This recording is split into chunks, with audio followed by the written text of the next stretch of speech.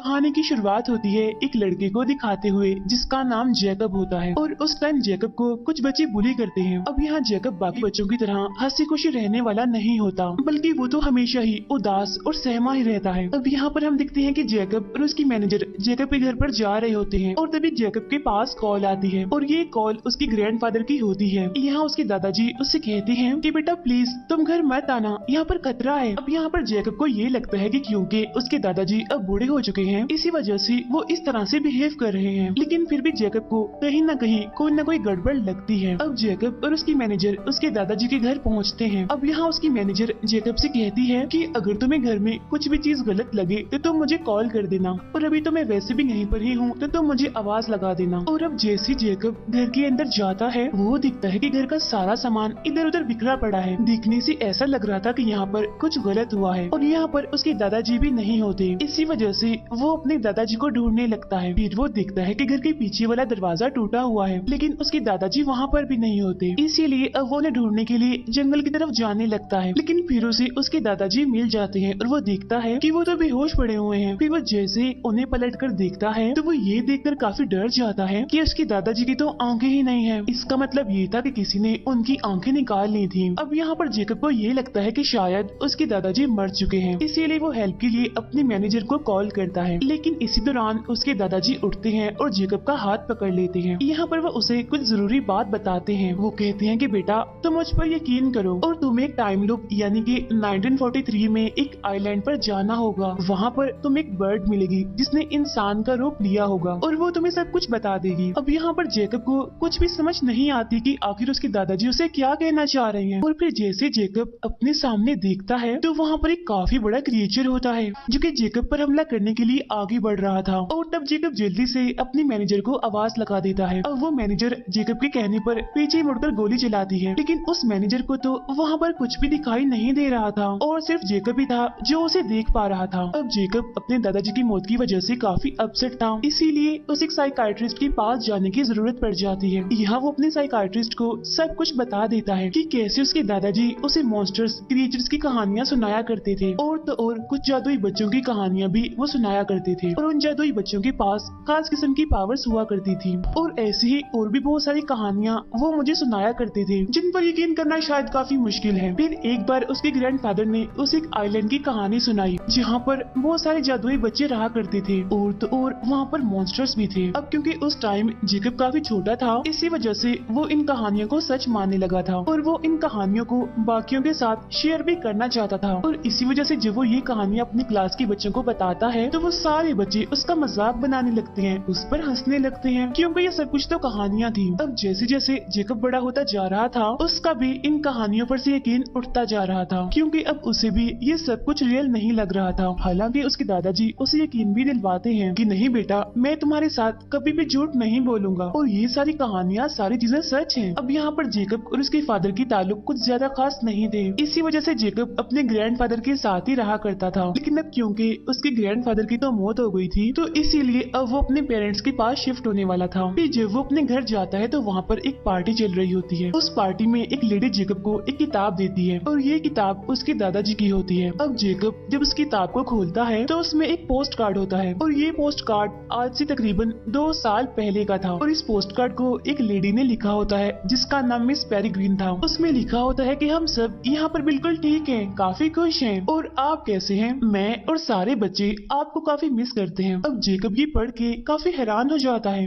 क्योंकि जैकब पहले उन कहानियों पर यकीन नहीं करता था, लेकिन लेटर पढ़ने के बाद अब उसे यकीन होने लगा था। तो हो सकता है कि वो आइलैंड, मिस पेरीग्रीन और वो बच्चे सच हों। अब यहाँ पर उसकी साइकाइट्रिस्ट उसके पेरेंट्स से कहती है कि आपको जैकब को कहीं बाहर ले जाना चाहिए घुमाने के लिए। तो इस बात पर जैकब के पेरेंट्स मान जाते हैं और घूमने के लिए जैकब उसी आइलैंड को चूज करता है। और अब जैकब वहाँ जाने के लिए काफी एक्साइटेड होता है क्योंकि वो भी जानना चाहता था कि आखिर उसके दादाजी उसे क्या कहना चाह रहे हैं, यानी कि उन्होंने ही उसे यहाँ आइलैंड पर जाने के लिए कहा था। अब यहाँ पर हमें पता चलता है कि जैकब के फादर असल में एक राइटर होते हैं जो कि बर्ड्स पर बहुत सारी कहानियाँ लिखते हैं, इसीलिए उनका वहाँ पर जाना बेकार नहीं रहेगा। अब ये आइलैंड इतना बड़ा तो नहीं होता लेकिन फिर भी ठीक होता है और वहाँ पर एक होटल भी होता है, यानी जहाँ पर ये लोग रुक सकते थे। अब जैकब और उसके फादर उसी होटल में जाते हैं। अब यहाँ जैकब को उस चाइल्ड हाउस को ढूंढना था जहाँ पर वो जादुई बच्चे रहा करते थे, लेकिन वहाँ के लोगों ने इनको बताया होता है कि वो जगह तो अब पूरी तरह से खत्म हो चुकी है, क्योंकि एक वॉर में जर्मन्स ने उस जगह को ब्लास्ट करके उड़ा दिया था और ये वॉर भी 1943 में ही हुई थी और वहाँ पर कोई भी इंसान, जानवर, कोई भी बर्ड नहीं है। लेकिन इसके बावजूद भी जेकब उस जगह पर जाना चाहता था। कुछ टाइम के बाद जेकब उस चाइल्ड हाउस में पहुंच जाता है और ये घर अब पूरी तरह से खंडर बन चुका था, क्योंकि ये सच में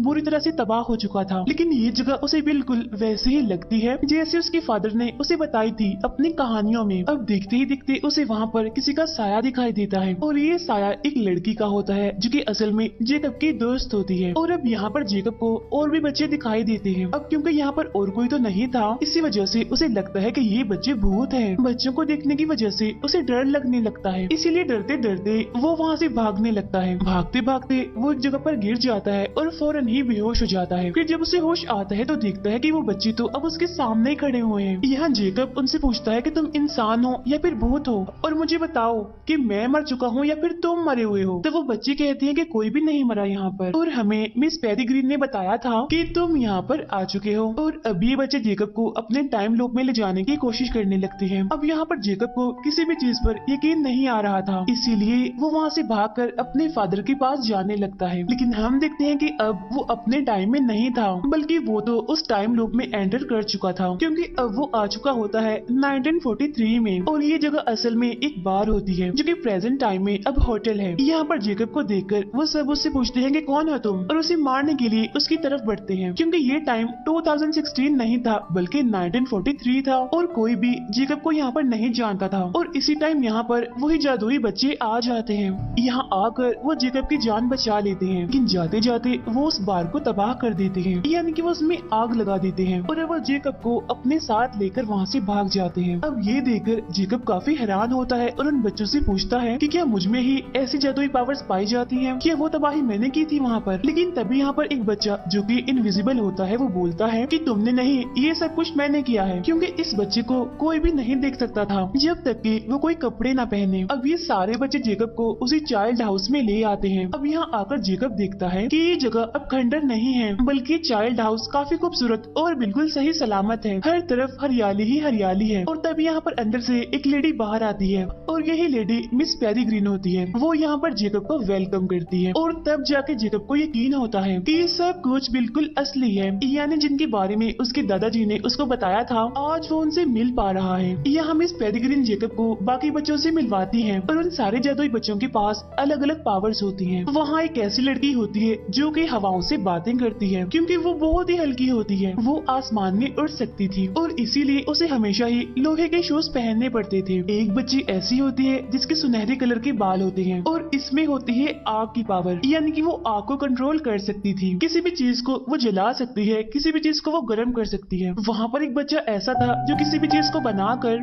उसमें अगर अपना ही बनाया हुआ दिल डालता था तो वो चीज जिंदा हो जाती थी। एक बच्ची ऐसी थी जो किसी भी पौधे को बड़ा कर सकती थी अपनी पावर से। एक बच्ची ऐसी है जो कि भारी से भारी चीज को भी आसानी से उठा लेती है। एक बच्चा ऐसा था जो कि हमेशा ही अपने पेट में बहुत सारी मक्खियाँ रखा करता था। एक बच्चा ऐसा था जो कि अपना फ्यूचर देख सकता था। दो बच्चे जो कि ट्विंस होते हैं वो हमेशा ही एक मास्क पहनकर रहते हैं, लेकिन फिलहाल यहाँ पर इनकी पावर्स नहीं बताई जाती। और ये सारे बच्चे इसी चाइल्ड हाउस में रहते हैं और इन सब का ख्याल रखने वाली मिस पेरीग्रीन होती है और वो भी इन बच्चों के साथ यहीं पर ही रहती है। इन बच्चों की जान बचाने के लिए वो बार बार टाइम लूप बनाती है। असल में वो इन बच्चों को बाकी दुनिया के लोगों से बचाती है। अब यहाँ पर जेकब कहता है कि मुझे अपनी दुनिया में वापस जाना है। तब यहाँ पर वो सारे बच्चे उसे कहते हैं कि प्लीज तुम मत जाओ और हमारे साथ यहीं पर ही रहो। जेकब को जाना तो था ही, तो वो बच्चे कहते हैं कि चल ठीक है चले जाना, लेकिन एक बार तुम हमारे साथ टाइम लूप जरूर देख लो, क्योंकि ये चीज काफी मजेदार है, हम काफी एंजॉय करते हैं। अब सारे बच्चे मिस पेरीग्रीन के साथ घर के बाहर आते हैं और तभी अचानक से यहाँ पर तेज बारिश होने लगती है और ऊपर से जर्मनी के प्लेन्स निकलना शुरू हो जाते हैं और तभी एक बड़ा सा बॉम्ब घर पर आकर गिरने ही वाला होता है। तो तभी वो घड़ी जो मिस पेरीग्रीन के पास होती है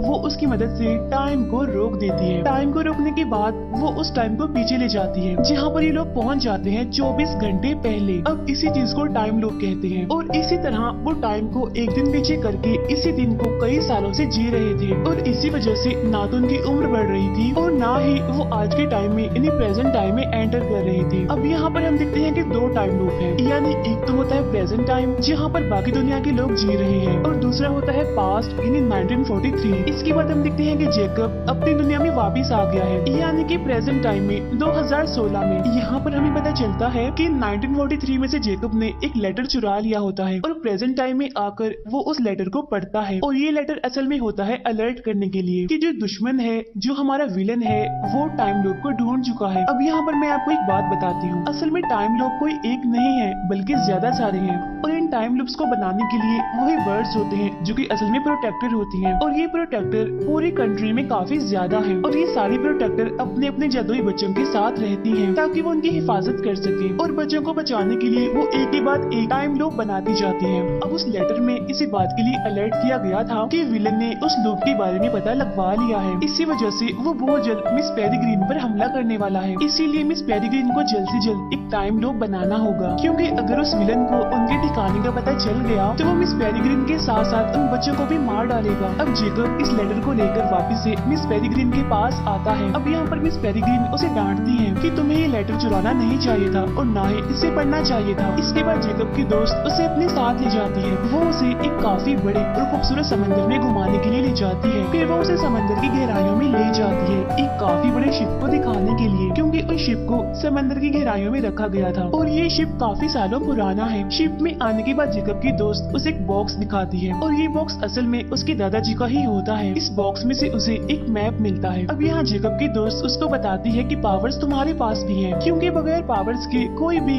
इस लूप को पार नहीं कर सकता और यहाँ तक नहीं आ सकता। यहाँ पर जैकब की दोस्त उसको ये भी बताती है कि मिस पेरिग्रीन बहुत अच्छी है, वो हमारी हिफाजत करती है विलन से। तब बाहर आने के बाद जैकब देखता है कि दूर एक काफी बड़ा मॉन्स्टर है जो कि इन लोगों पर ही हमला करने वाला है, लेकिन तभी मिस पेरिग्रीन उस पर हमला करके उसे मार डालती है। यहाँ पर जैकब की दोस्त उससे पूछती है क्या तुम उस मॉन्स्टर को देख पा रहे थे? तब जैकब कहता है कि हाँ बिल्कुल मैंने उसे देखा। तब ये सुनकर उसकी दोस्त कहती है लेकिन हम तो इसको नहीं देख पाते और ये ही तुम्हारी पावर है और तुम्हारे ग्रैंडफादर की भी सेम यही पावर थी, इसीलिए अब वो उसे फौरन मिस पेरिग्रीन के पास ले जाती है। यहाँ मिस पेरिग्रीन जैकब को बताती है कि ये बात हम काफी टाइम पहले से ही जानते थे कि तुम्हारे पास भी यही पावर्स हैं, लेकिन तुम्हारे दादाजी ने ये फैसला किया था कि तुम आम बच्चों की तरह ही अपनी जिंदगी गुजारोगे और तुमने आज तक बिल्कुल ऐसा ही किया। ये सारी बातें तुम्हारे ग्रैंडफादर ने तुम्हें बता ही देनी थी तुम्हारी 18th बर्थडे पर। ये कहकर मिस पेरिग्रीन उसे एक किताब दिखाती है और ये बुक काफी पुरानी होती है क्योंकि ये उनकी हिस्ट्री की बुक होती है। साथ ही साथ मिस पेरिग्रीन उसको ये भी बताती है कि हम सब पहले बहुत ही खुशहाल जिंदगी गुजारा करते थे, लेकिन हम में से ही कुछ ऐसे लोग थे जो कि इमोर्टल्स होना चाहते थे, यानी कि वो ऐसी जिंदगी गुजारना चाहते थे जो कि कभी भी खत्म ना हो। साथ ही साथ वो इस लूप से भी तंग आ चुके थे, इसीलिए वो हमसे अलग हो गए थे। इसके बाद वो लोग चाहने लगे कि हम बाकी लोगों के साथ तो रहें लेकिन हम इमोर्टल होकर रहें। तो इस मकसद के लिए उन्होंने एक एक्सपेरिमेंट किया जिसमें वो एक प्रोटेक्टर को पकड़ते हैं और उसकी सारी पावर्स लेकर वो इमोर्टल बनना चाहते थे। और ये एक्सपेरिमेंट किसी और ने नहीं बल्कि हमारे विलन ने ही किया था, लेकिन उनका ये एक्सपेरिमेंट सक्सेसफुल नहीं हो पाता, वो नाकामयाब ही रहते हैं क्योंकि वो लोग इमोर्टल तो नहीं हुए बल्कि वो सारे के सारे मॉन्स्टर्स बन गए और अब वो सारे मॉन्स्टर्स इनविजिबल हैं, यानी कि उन्हें कोई भी नहीं देख सकता। लेकिन इस चीज का तोड़ उस विलन ने निकाल लिया था। उसे ये बात पता चल गई थी कि अगर वो जादुई बच्चों की आंखें खाएगा तो वो इनविजिबल से विजिबल हो जाएगा, यानी कि वो दिखना शुरू हो जाएगा। अब उसने इतने सारे बच्चों की आंखें खाई थी कि वो खुद तो हो गया था बिल्कुल नॉर्मल, लेकिन उसके बाकी साथी अभी भी इनविजिबल ही थे। लेकिन तभी हम देखते हैं कि एक प्रोटेक्टर अपने लोग से भागकर मिस पेरिग्रीन के पास आती है ताकि वो उन्हें उस विलन के बारे में अलर्ट कर सके। वो बताती है कि उस विलन ने और उसके सारे साथियों ने यानी कि उन मॉन्स्टर्स ने हमारे लोग पर अटैक कर दिया है, इसी वजह से मेरे सारे बच्चे मारे जा चुके हैं और मैं किसी तरह अपनी जान बचाकर यहाँ आई हूँ आपके पास। और अब यहाँ पर वो प्रोटेक्टर मिस पेरिग्रीन से कहती है कि अब आपको भी अपने बच्चों के लिए एक नया टाइम लूप बनाना होगा क्योंकि वो विलन बहुत जल्द यहाँ पर भी आने वाला है। अब क्योंकि जैकब इन सभी चीजों में नहीं पड़ना चाहता था, इसी वजह से वो अपनी दुनिया में वापस चला जाता है। अपनी दुनिया में जाकर जैकब बहुत सारी भेड़ें देखता है जिनकी आंखें नहीं होती। साथ ही साथ वो उस होटल के ऑनर को भी देखता है, बहुत ही बुरी हालत में मरा हुआ होता है और उसकी dead body same to same उसके दादा जैसी लग रही थी क्योंकि उनकी तरह इसकी भी आंखें निकाल ली गई थी। और तभी बात जैकब जान जाता है कि वो विलन यहाँ पहुँच चुका है और तब इसी बारे में बताने के लिए वो वापस से मिस पेरिग्रीन के पास जाता है। वहाँ भागते ही वो जैसे उस लूप में एंटर करता है तो तब उसके पीछे पीछे एक और आदमी एंटर कर लेता है और जब जैकब उसे देखता है तो कहता है कि तुम भी नॉर्मल नहीं हो क्योंकि यहाँ पर कोई नॉर्मल इंसान नहीं आता क्योंकि तुम्हारे पास भी कोई पावर्स हैं। और तब वो आदमी यहाँ पर अपना असली चेहरा दिखाता है और ये और कोई नहीं बल्कि उसकी साइकाइट्रिस्ट होती है। फिर वो साइकाइट्रिस्ट भी अपना चेहरा बदल लेती है और तब पता चलता है कि ये और कोई नहीं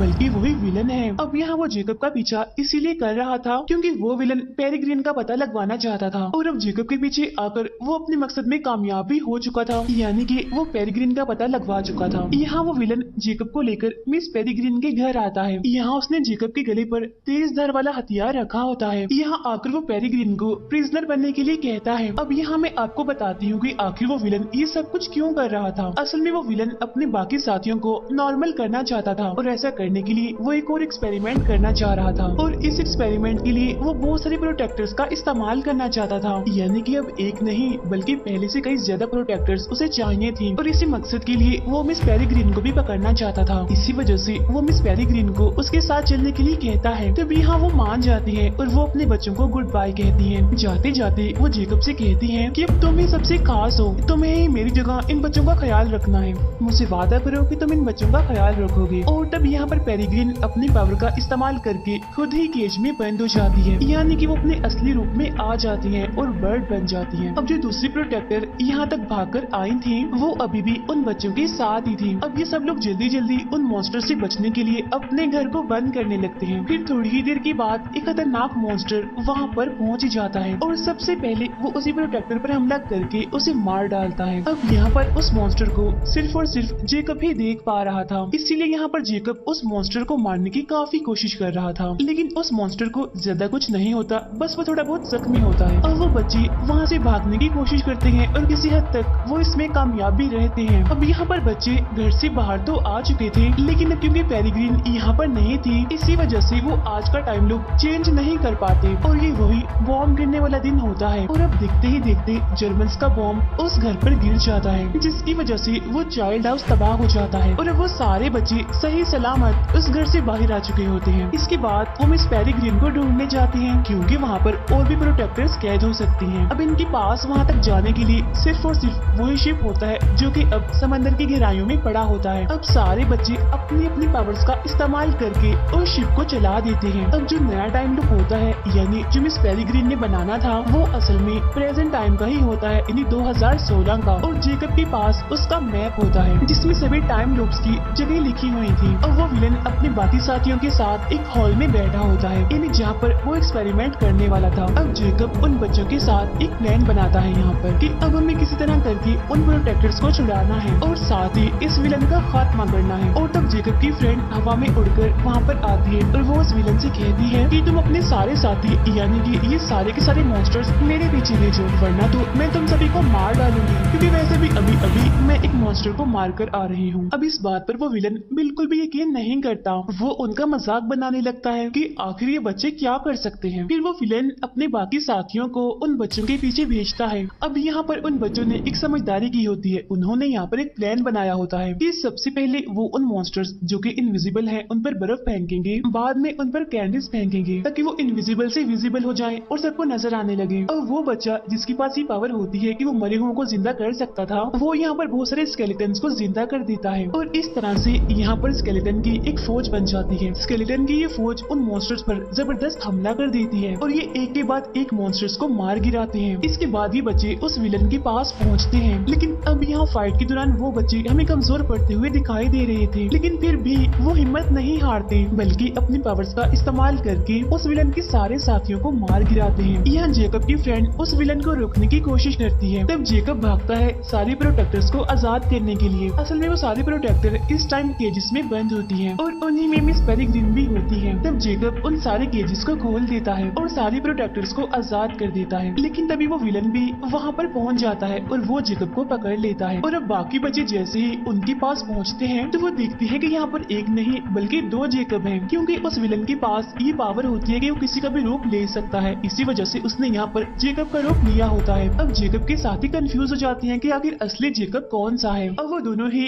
खुद पर यकीन दिलवाने की कोशिश कर रहे थे, लेकिन इसी दौरान जेकब को वहाँ पर एक मॉन्स्टर दिखाई देता है, लेकिन उस मॉन्स्टर को वो विलन नहीं देख सकता था और यहाँ जेकब उस मॉन्स्टर को बिल्कुल भी नहीं रोकता। अब उस मॉन्स्टर को भी ये बात पता नहीं चल पाती कि आखिर इसमें से जेकब कौन सा है और वो विलन कौन सा है। इसी वजह से वो उस विलन को पकड़ लेता है, लेकिन इससे पहले कि वो विलन वापिस से अपने असली रूप में आकर दिखा सकता कि ये मैं हूँ, वो मॉन्स्टर उसकी आंखें निकाल कर खा लेता है और अब यहाँ पर उस विलन का खेल भी खत्म हो जाता है, यानी कि वो मर जाता है। इसी दौरान जेकब एक हथियार उठाता है और वो उस मॉन्स्टर को भी मार डालता है और इस तरह से एक एक करके सारे मॉन्स्टर्स मारे जाते हैं। और अब बच्चों को वापस से अपने टाइम लूप में यानी कि 1943 में जाना था, क्योंकि ये टाइम लूप 2016 का होता है और अगर वो यहाँ पर रह गए तो वो एक ही सेकंड में अपनी उम्र चेंज कर लेंगे और इतनी बड़ी तब्दीली से शायद उनकी जान भी जा सकती है। और अब यहाँ पर जेकब को उन्हें गुड बाय कहना पड़ता है। अब हालांकि जेकब भी उनके साथ जाना चाहता था, लेकिन उसकी दोस्त उसे कहती है कि नहीं जेकब, तुम यहीं पर ही रुको क्योंकि यहाँ तुम्हारी ज्यादा जरूरत है। इसके बाद वो भी जेकब को